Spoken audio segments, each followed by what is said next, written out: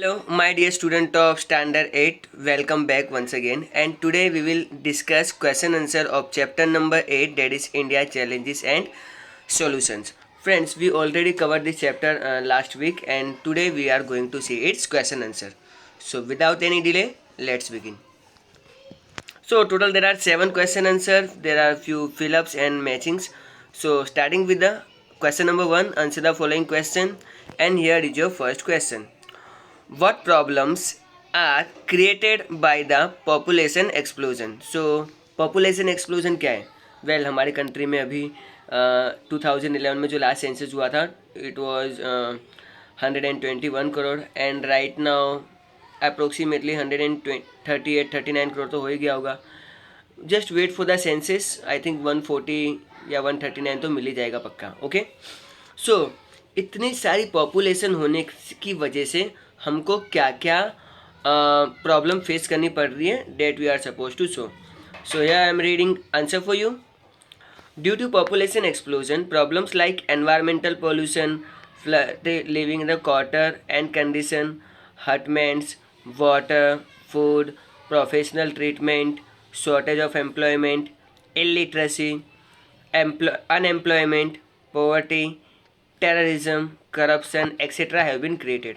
सो population ज़्यादा होने की वजह से एक तो एनवायरनमेंट के इश्यूज आ रहे हैं, क्योंकि हमारे एनवायरनमेंट बहुत सफ़र कर रहा है, फॉरेस्ट कवर बहुत कम हो रहे हैं. ठीक है, लोगों को बहुत ही अनहाइजेनिक कंडीशन में रहना पड़ रहा है because of the shortage of house. झोपड़पट्टियाँ ज़्यादा बढ़ गई है, हटमेंट्स, पीने के पानी की प्रॉब्लम्स होती हैं, एंड एम्प्लॉयमेंट लोगों को नहीं मिल रहा है, और इलिटरेसी का प्रॉब्लम तो आ ही रहा है, अनएम्प्लॉयमेंट ही बहुत ज़्यादा है, गरीबी ज़्यादा है, टेररिज्म एंड करप्शन का भी इशू है. सो population is the major concern for our country. So let's go for question number 2. What measures have been taken by the government to eradicate illiteracy? illiteracy को रिमूव करने के लिए हमारी government ने क्या किया है? To eradicate illiteracy, the government has declared free and compulsory education at primary level for the age group of 6 to 14 years old children. Scholarship, free midday meal, pre-primary education, girls education related to policies like Vidyadeep, Ashram School, Ideal Residential School, continuous education, etc. And since 2009, the Right to Education Act has been implemented. हमारी government सच में चाहती है कि जो population हमारे पास है वो हम पे बर्डन ना बने, इसलिए हमारी गवर्नमेंट क्या कर रही है, इनको लिटरेट करने के लिए बहुत हार्ड वर्क कर रही है. इसके लिए गवर्नमेंट ने बहुत सारे इनिशिएटिव लिए हैं. फॉर एग्जांपल 6 to 14 ईयर्स के बच्चों के लिए एजुकेशन कंपलसरी कर दिया है under the right to education, जो 2009 से एक्टिव है. इसके अलावा देर आर सर्टेन स्टूडेंट जो मतलब जो फाइनेंशियल इतने स्ट्रॉन्ग नहीं है, तो उनके लिए गवर्नमेंट ने स्कॉलरशिप दी है. स्कॉलरशिप क्या होता है? बेसिकली पैसों की help. Okay, free mid day meal, उनको रिसेस में नाश्ता भी गवर्नमेंट बना के देती है, वो भी न्यूट्रिशियस है, जो बॉडी के लिए अच्छा होता है. आपको वो टेस्टी तो नहीं होगा, बट उससे मसल्स और माइंड का अच्छा ग्रोथ होता है. Apart from that, girls education पे ज़्यादा फोकस किया है ना. आप लोगों ने देखी होगी कुछ गर्ल्स ऑरेंज कलर की साइकिलों पे जा रही होती हैं. ओके, सो उनको मतलब गवर्नमेंट साइकिल्स प्रोवाइड करती है. आश्रम स्कूल, कहीं कहीं पे हॉस्टल फैसिलिटी दी जाती है, and all that. So this is your question number 1 and 2, very short and sweet. Okay, well, you can make your own answer, but the language should be perfect. So let us move towards the third question. Okay, so here is your question. What are the problem faced by the common people due to inflation? Inflation means महंगाई होती है. Okay, and inflation की वजह से जो common peoples होते हैं उनको, मतलब जो कॉमन मीन्स जो नेचुरल पर्सन होते हैं, आपके मेरे जैसे लोग, तो वो लोगों को क्या प्रॉब्लम आती है? The problem faced by the common people due to inflation are: number 1, it become tough for the middleman people to earn their living. Means common जो कॉमन पर्सनस होते हैं उनके लिए बहुत टफ होता है अर्न करना, और अगर महंगाई बढ़ेगी तो चीज़ें उनसे दूर होती जाएगी. Point number 2, the living standard of people goes down. Okay, so उनका लिविंग स्टैंडर्ड डाउन जाता है, और उनको लाइफ में बहुत सारी हार्डशिप फेस करनी पड़ती है, एंड ऑल डेट. ओके, बहुत सारे कॉम्प्रोमाइज़ करने पड़ते हैं, कहीं कहीं पे तो एक टाइम का खाना भी कॉम्प्रोमाइज़ करना पड़ता है। ओके, सिचुएशन अगर ज़्यादा वर्स्ट गई तो। Number 3, due to the price rise common man at times has to do without some essential commodity. मैंने कहा ना, उनको बहुत सारे कॉम्प्रोमाइज़ करने पड़ते हैं लाइफ में एंड ऑल दैट, एंड कई बार तो उनको चीज़ों में कॉम्प्रोमाइज़ करना पड़ता है। मैंने जब अभी थोड़ी देर पहले एग्जांपल दिया था कि उनको एक टाइम का खाना भी छोड़ना पड़ता है, इवन बहुत सारी चीज़ें उनको स्किप करनी पड़ती है। फॉर एग्जांपल दिवाली में मान लो हम लोग अगर हम लोग 5 पेयर्स ऑफ कपड़े खरीदते हैं तो इस टाइम शायद ना खरीदें, क्योंकि जब पैसे की प्रॉब्लम आती है तो हम लोग बहुत सारी चीज़ें कॉम्प्रोमाइज़ करते ही हैं। Point number 4, it become difficult for the common man who is somehow making two ends meet to decide which essential commodity he sacrifice on the altar of inflation. Okay, so कई बार इंसान ऐसे situation में फंस जाता है जहाँ पे वो डिसाइड, उसके पास बस मतलब एक ही रास्ता होता है, उसको करने दो काम है लेकिन बहुत विद हैवी हार्ट उसको कोई एक ही सिलेक्शन करना पड़ता है।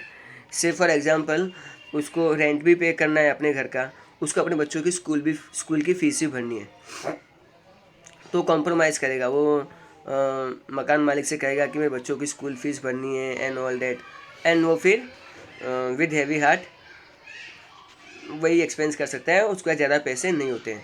सो इन्फ्लेशन की वजह से क्या होती है कि प्रॉब्लम ज़्यादा बढ़ जाती हैं।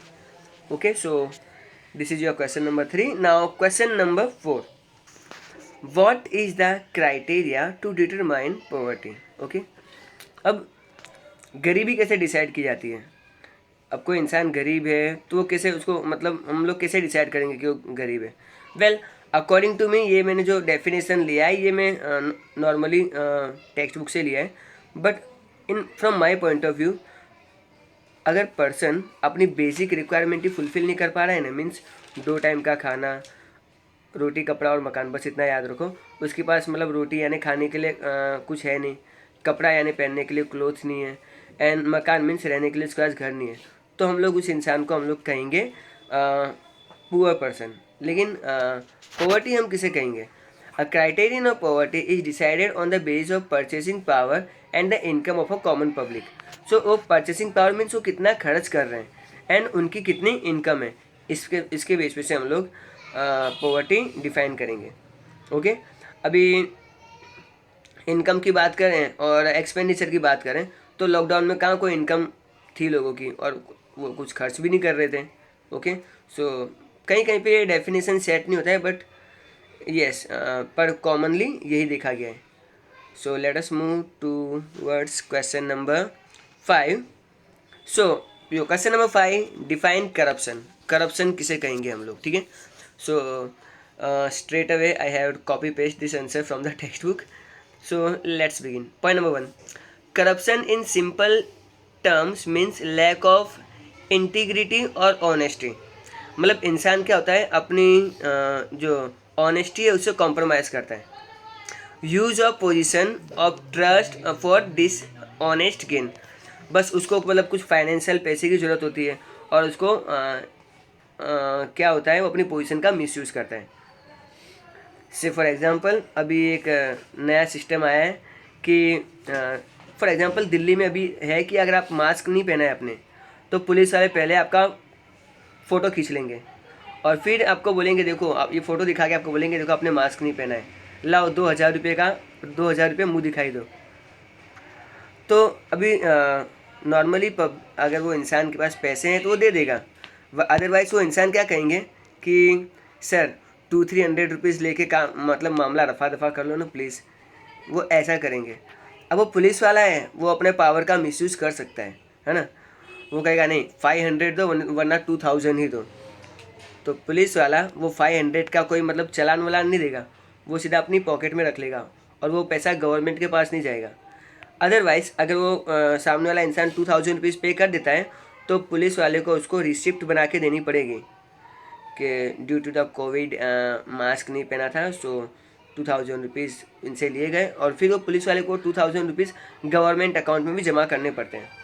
ओके, आई एम जस्ट आपके नॉलेज के लिए मैं एक इमेजनरी केस डिस्कस कर रहा हूँ। Okay, Point number 2, it means dishonest behavior by those in position of power such as manager और government officer. So traffic police वाले कौन होते हैं? गवर्नमेंट ऑफिसर्स ही होते हैं. ये तो मैंने एक छोटे लेवल पे बात की. बड़े बड़े लेवल पे फाइल क्लियर करनी होती है ना, प्रोजेक्ट साइन करना होता है, सब्सिडी अलॉटमेंट करना होता है, कई बार हमको आधार कार्ड के इश्यूज आते हैं. तो यहाँ पे क्या करते हैं, गवर्नमेंट ऑफिसर्स अपने पावर का मिसयूज़ करते हैं. इवन कई बार प्राइवेट फर्म्स में भी मैनेजर्स भी अपनी पोजीशन का मिसयूज़ करते ही हैं. ओके, वेल ये तो मैंने अपने आप देखा हुआ है कि होटल में गए एंड जो मतलब वहाँ पे खाना वाना खाया, इट वाज समवेयर अराउंड 400 तक का बिल बना. बट वो बोला कि हमको कंपनी में बिल देना है, आप 800 रुपये का बिल बना दो. तो 400 की जगह उन्होंने कुछ एक्स्ट्रा आइटम डाल दी और वो बिल ऑफिस वालों के नाम पे बना दिया 800 का. पेमेंट 400 का ही किया. वो बंदा क्या करेगा, ऑफिस में जाएगा और 800 रुपीज़ ले लेगा, लेकिन उसने एक्चुअली में पैसे कितने स्पेंड किए? 400. तो इस तरह से भी मतलब लोग अपने पावर का मिसयूज़ करते ही हैं. वेल बहुत ज़्यादा करते हैं इंडिया में, तो पूछो ही मत. चलो आगे बढ़ते हैं. Point number 3, corruption can be included giving and accepting bribe और inappropriate gift, double dealing, under the table transaction, manipulating election, diverting funds, laundering money and defrauding investor. Friends अगर मैं एक एक चीज़ को समझाने गया ना तो 2021 आ जाएगा. ओके, ज़्यादा दूर भी नहीं है, बट ये टॉपिक्स बहुत बड़े हैं. आपको सिर्फ यहाँ पे नाम रखने, याद रखने. मैं आपको तो कुछ एक दो एग्जांपल दे देता हूँ. देखो अभी जो मैंने आपको एग्जांपल दिया था कि ट्रैफिक पुलिस वाला जो कोविड के टाइम पे एक्टिव है, वो ध्यान रख रहा है कि किसने मास्क पहना है या नहीं पहना है. अब वो पर्सन क्या कर रहा है, अब मान लो उसको 500 रुपीज़ नहीं चाहिए, उसको ऑनेस्टली 2000 ही चाहिए.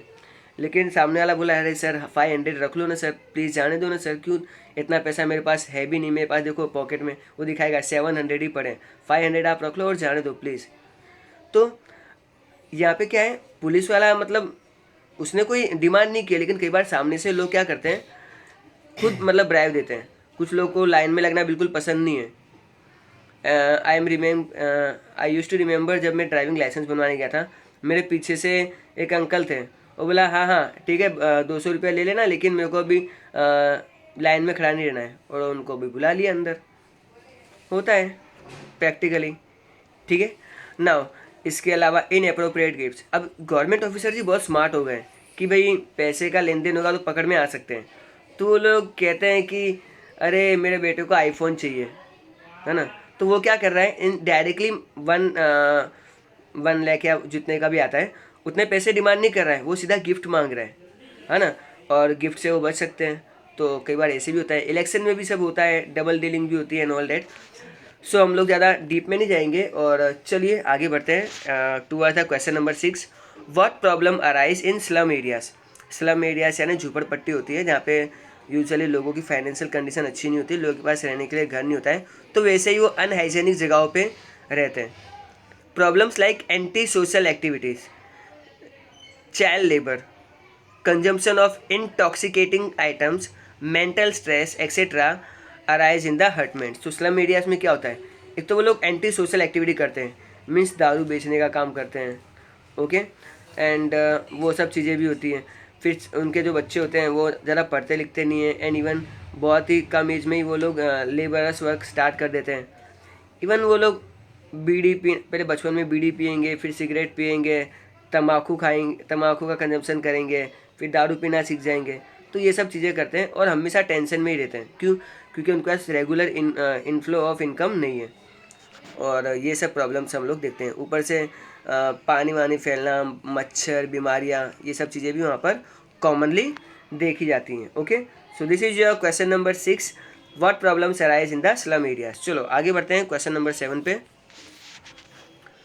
State the adverse effect of terrorism. तो टेररिज्म का हमको एडवर्स इफेक्ट बताना है कि टेररिज्म अगर किसी कंट्री में है या किसी पर्टिकुलर एरिया में है तो वहाँ पर क्या प्रॉब्लम हो सकता है. The adverse effect of the terrorism are, number 1, terrorism spread violence and hatred in society and create a fear in the minds of the people. People continuously live in fear not fever. आगे तो यहाँ पर हमको ये बताया गया कि लोग डर जाते हैं. अब मान लो आपके आसपास में कोई बम ब्लास्ट होता है तो आप उस मार्केट में कभी जाने का अवॉइड ही करोगे.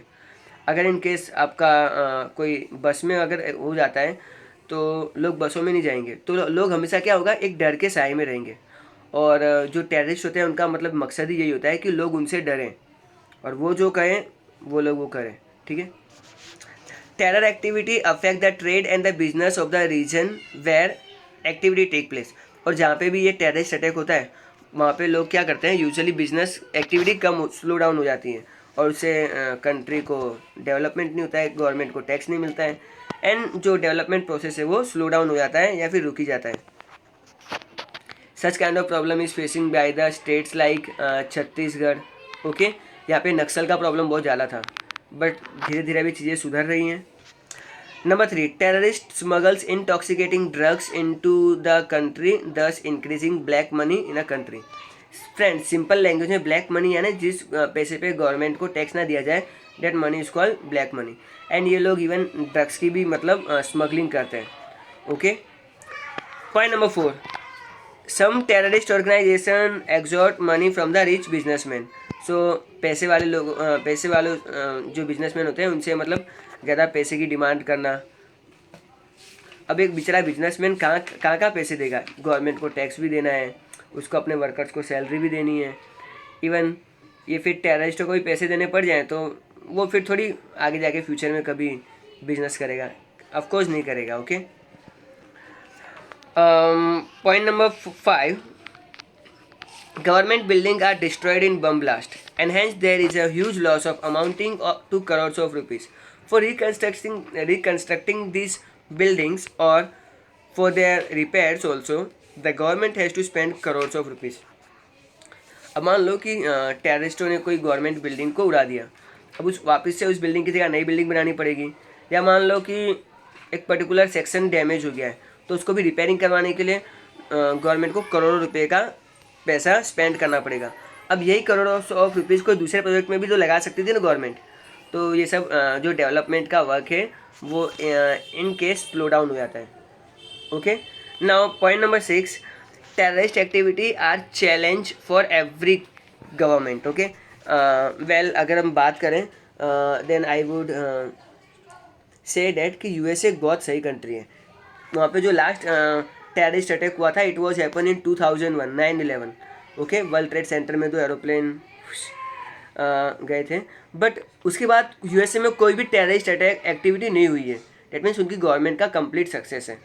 इवन इंडिया में भी पहले बहुत कम हो गए थे, एक गैप आया था 2005 से लेकर 2010 के बीच में। उस टाइम पे इंडिया में बहुत टेररिस्ट एक्टिविटी बढ़ गई थी, है ना, बट अभी सिचुएशन सारी कंट्रोल्स में। So now the only part is remaining 3 fill-ups. So let me go through the fill-ups and the root cause of all the problems is population explosion. हमारे country में जो सबसे बड़ी प्रॉब्लम है वो है population explosion. Okay, the rise in price of essential commodity is known as inflation. essential commodities में क्या आता है, वेल हमारी फ्रूट्स, वेजिटेबल्स, है ना, जो हम लोग मिल्क, ये जो रोज़ की चीज़ें यूज़ करते हैं, अगर इनके प्राइसेस जब इंक्रीज होते हैं तो हम लोग क्या कहेंगे, इन्फ्लेशन। आपको इसमें पेट्रोल एंड डीजल भी आता ही है। Terrorism is a global problem. ठीक है, टेररिज्म क्या है, आज के टाइम पे पूरी दुनिया के लिए प्रॉब्लम है। एंड फ्रेंड्स, एज यूजुअल आप जब भी फिल इन द ब्लैंक्स के आंसर लिखो मेक श्योर आपकी स्पेलिंग करेक्ट हो। अगर आपने ग्लोबल में GL लेकिन आपका B अगर मुझे P लगा ना तो ग्लोबल हो जाएगा, और ग्लोबल कोई वर्ड नहीं होता है तो मैं इसको पूरा राउंड करके मार्क्स काट दूंगा। सो मेक श्योर आप अपना फिलअप्स करेक्टली लिखो and without any spelling mistakes. Now today's last part is match the items given in column A with those in column B। सो आपको A एंड B के 2 column दिए हुए हैं। Well मैंने straight away आपको सामने answer provide कर दिए हैं। इंक्रीज इन पॉपुलेशन क्या होगा, creation of all problem. Population बढ़ रही है तो सारी प्रॉब्लम्स हमको आएगी। सॉल्यूशन ऑफ इलिटरेसी, इलिटरेसी का सॉल्यूशन क्या है, where RTE, right to education. Okay, and now solution to poverty, opportunity of employment. गरीबी का क्या सॉल्यूशन है कि हम लोग ज़्यादा से ज़्यादा नौकरियाँ जनरेट करें, लोग नौकरी करेंगे तो पैसे आएंगे, फिर ऑटोमेटिकली गरीबी हट जाएगी। Solution to inflation, thrifty and plan lifestyle. तो अगर हम लोग इन्फ्लेशन को कंट्रोल करना है तो हमको चीज़ें प्लान करनी पड़ेगी। Okay, So after so many days without tripod, I am shooting this video and it was fun. So I hope आपको ये चैप्टर समझ में आ गया होगा. So you guys are amazing. Keep learning, keep watching, and bye everyone.